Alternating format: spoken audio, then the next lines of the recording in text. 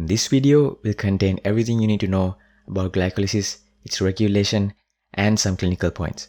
Glycolysis means breakdown of glucose in cells. Glucose enters the cells via glucose transporters. There's a family of facultative glucose transporters called GLUT 1, 2, 3, 4, etc. GLUT, which stands for glucose transporter. The important one to remember is GLUT 4, which is insulin dependent. And this type is found in skeletal muscles, heart, adipose tissue, and brain. The first step of glycolysis is the phosphorylation of glucose. These structures that I'm drawing, they don't really exist in like a chain form in real life. In the natural form, they exist in a hybrid of a circular ring structure. But just for understanding, I'm gonna draw the carbons, the 6 carbons in glucose in blue color, and the phosphate attached to it, which is not one molecule but like a group. I'm just gonna represent it as one red circle with the letter P on it, and the double bond oxygen with the gray color ball, just to get a simple understanding of the structure so that you'll get the reaction pathway in your mind better. It's easier to memorize the pathways this way.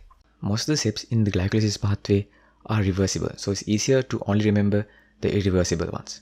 This is an irreversible step, and the phosphorylation of glucose traps it inside the cells since glucose 6-phosphate can't go out. This is done by an enzyme called hexokinase in all cells, and also done by an enzyme called glucokinase, which is only present in the liver and pancreatic beta cells. There are other differences between these two enzymes. Hexokinase has a very high affinity for glucose, so it binds to the glucose at a relatively low concentration. But glucokinase has a low affinity for glucose, so it needs a higher concentration for the enzyme to get saturated. So even though hexokinase has a higher affinity, it has a lower maximum reaction velocity than glucokinase. So this means that hexokinase will take in more glucose at a lower concentration. Glucokinase can take up more glucose in higher concentrations, which is important for the liver and beta cells of the pancreas. The regulators of these two enzymes are also different. Hexokinase is negatively regulated by glucose 6-phosphate concentration, but glucokinase is not. Then glucose 6-phosphate is converted to fructose 6-phosphate. Fructose 6-phosphate is converted to fructose 1,6-bisphosphate by fructokinase 1, PFK1. This is a rate limiting step of glycolysis, and this is an irreversible reaction. So the regulation of this step can regulate the speed of the entire process. PFK1 is negatively regulated by ATP and citrate, which is an intermediate in the Krebs cycle. ATP and citrate are indicators of high energy in the cell, and it's telling the cell to slow down the glycolysis. This reaction is positively regulated by AMP, fructose 2,6-bisphosphate, and high insulin to glucagon ratio. These are indicators of low energy in the cell. When the ATP in the cell decreases, ADP converts into ATP and AMP, so the presence of AMP indicates the cell is desperate for ATP. Fructose 6-phosphate is also converted to fructose 2,6-bisphosphate in very small amounts by the enzyme PFK2, phosphofructokinase 2. This is one part of a protein complex that also catalyzes the opposite reaction, fructose 2,6-bisphosphatase. These two enzymes are tightly regulated by insulin and glucagon, which through this indirectly regulate the entire glycolysis process. The presence of fructose 2,6-bisphosphate can independently override the inhibition from ATP and citrate and cause the forward reaction to continue in spite of the inhibition. Then fructose 1,6-bisphosphate breaks down into glyceraldehyde 3-phosphate and dihydroacetone phosphate. This is catalyzed by the enzyme aldolase. Dihydroxyacetone phosphate, DHAP, is then also converted to glyceraldehyde 3-phosphate.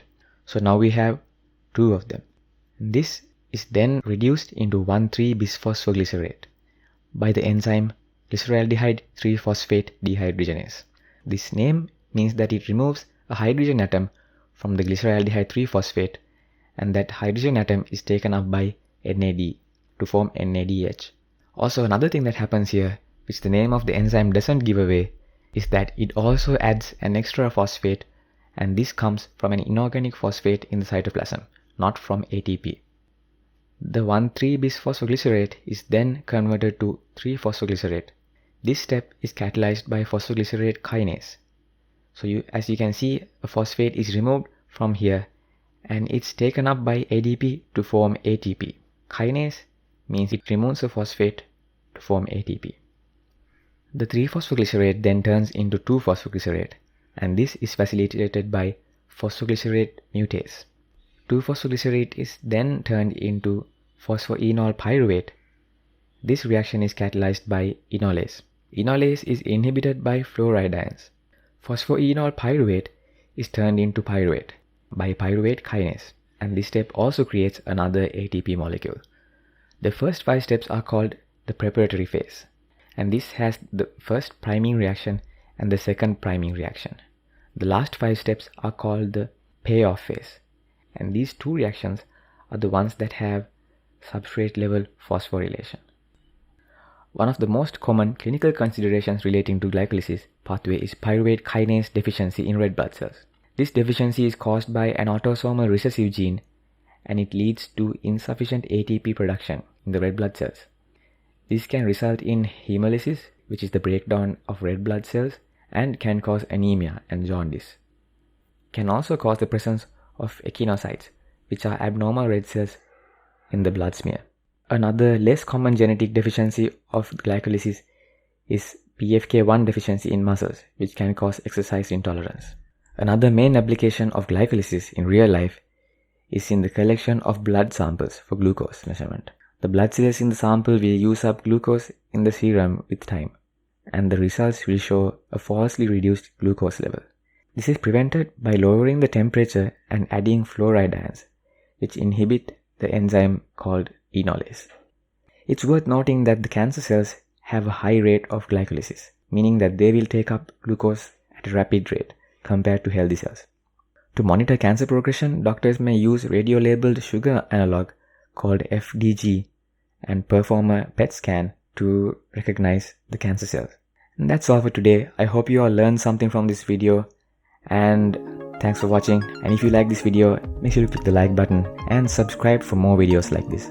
Also, I'll be making another video about the fates of pyruvate after glycolysis, so make sure to stay in tune for that, and make sure you subscribe so you don't miss that video. And also, I have made a quiz for this topic, and you can try that out in the link in the description.